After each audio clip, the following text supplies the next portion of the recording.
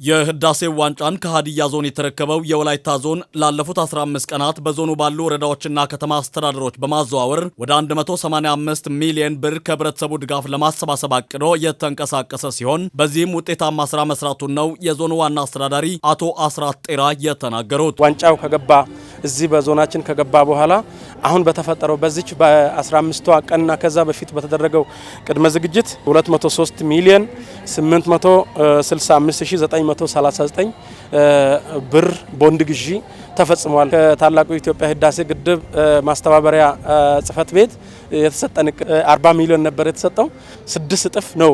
የህዳሴው ዋንጫ በወላይታ ዞን የነበረውን ቆይታ አጠቃሎ የመዝጊያ ፕሮግራም ያካሄደ ሲሆን የመዝጊያ ፕሮግራሙም የተካሄደው በወላይታ ዞን ማረሚያ ተቋም ነው። 1 ሚሊዮን 287 ሺህ ብር አስተዋጽኦ ወይም የቦንድ ግዢ በማድረጋቸው በዞኑ አስተዳደርም በራሴ ስምም የተሰማኝን ታላቅ ደስታ ለማቅረብ ነው የመጣ ነው። የተቋሙ ኃላፊ ምክትል ኮሚሽነር ሉቃስ ቴቃ ማንኛውም የሀገሪቱ ዜጋ ለሀገሩ ልማት ጥሪ ሲደረግለት እንደሚሳተፍ ሁሉ የወላይታ ዞን ማረሚያ ተቋም የህግ ታራሚዎችም ለግድቡ ግንባታ የበኩላቸውን አስተዋጽኦ አበርክተዋል ብለዋል። በማረሚያ ተቋሙ ያነጋገርናቸው የህግ ታራሚዎች በላይነሽ ኃይሌ፣ ናርዶስ ጌታቸውና ሌሎችም እንደገለጹት የህዳሴው ግድብ ግንባታ እስከሚጠናቀቅ በራሳቸውና በልጆቻቸው ስም ቦንድ በመግዛት ድጋፋቸውን አጠናክረው እንደሚቀጥሉ ነው ያስታወቁት። ከዚህ በፊት ያሉ ትውልድ ያላዩት ነገር ነው አሁን እኛ በህይወታችን እያየን ያለ ነው እና በማረሚያ ቤት እኛ ብንሆንም እንኳን ልማት ለመስራት ምንም የሚከለክለን ነገር የለም። መታሰር ልማት መስራትን አይከለክልም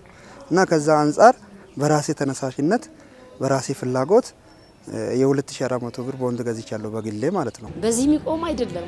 እንዴት ይቆማል? እስኪያልቅ ድረስ ከመጨረሻው እንታገላለን። ካለቀም በኋላ ደግሞ ሌላ መገደብ ነገር ካለ ያው በመንግስታችን እንገድባለን። የህዳሴው ዋንጫ በወላይታ ዞን የነበረውን ቆይታ አጠናቆ ወደ ጋሞ ጎፋ ዞን በደማቅ ዝግጅት አሸኛኘት ሲደረግለት በጋሞ ጎፋ ዞን የቁጫ ወረዳ ህዝብም የህዳሴውን ዋንጫ በክብር ተረክቧል።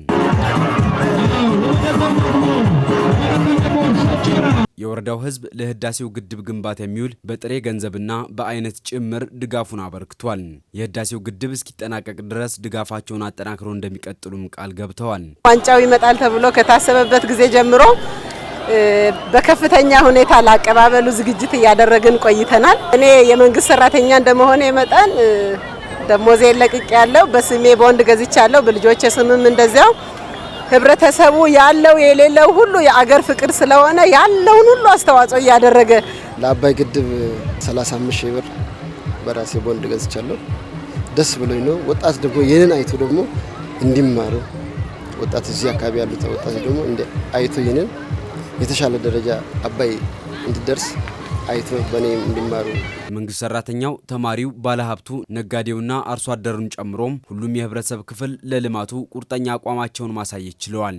የወረዳው ዋና አስተዳዳሪ አቶ ዳማ ሻራም የወረዳው ህዝብ ለህዳሴው ዋንጫ ገቢ በማሰባሰብ የድርሻውን እንዲወጣ የተደረገለትን ጥሪ በመቀበል በአጭር ቀናት ውስጥ እቅዱን ሙሉ በሙሉ ማሳካት ተችሏል ብለዋል። በጥሬ ገንዘብ ብር 12 ሚሊዮን 532421 ብር በአይነት ለግድቡ ግንባታ የቀረበ ሀብት በሬ፣ ላም፣ ወይፈን፣ ግደር፣ ፍየል፣ በቅሎ፣ ቡልኮ፣ ጋቢ በድምሩ እስከ ትላንት እስከ ገመገምንበት ጊዜ ድረስ 210 ሲሆን አሁን ግን ዛሬ መጣውን ስንደምር ከዛ በላይ ሊሆን እንደሚችልና ቁጥሩ በትክክል አሁን ለማቅረብ የተቸገርንበትና በዚህ ፕሮግራም አጋጣሚ ከፍተኛ ገቢ የተሰበሰበ መሆኑን እየገለጽ በጠቅላላ 15 ሚሊዮን 131871 ብር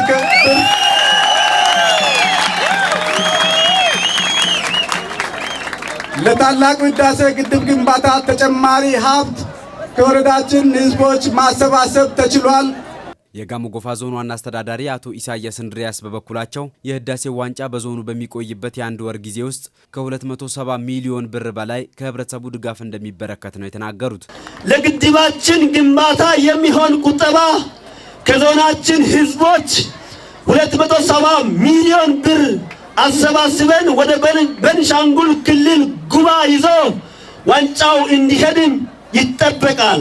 በመሆኑም የተከበርከው የዞናችን ህዝብ ሆይ የኢትዮጵያ ህዝቦች መልእክተኛ የሆነው የክብር ዋንጫችን ኮረጆ በዞኑ ህዝቦች ስጦታ ሞልቶ እንዲሁም ተልፎ ሊሸኝ ይገባል። ህዝቡን በልማት በማሳተፍና ያለውን እምቅ አቅም በማሰባሰብ ሀገራዊ የልማት ጥሪውን በማሳካቱ ረገድ አመራሩ ጉልህ ሚና መጫወት እንዳለበትም አቶ ኢሳያስ አሳስበዋል። ለግድቡ ግንባታ የቦንድ ግዢና ስጦታ በማበርከት የተሻለ ውጤት ያስመዘገቡ አካላት የእውቅና አሰጣጥ ፕሮግራምም ተካሂዷል።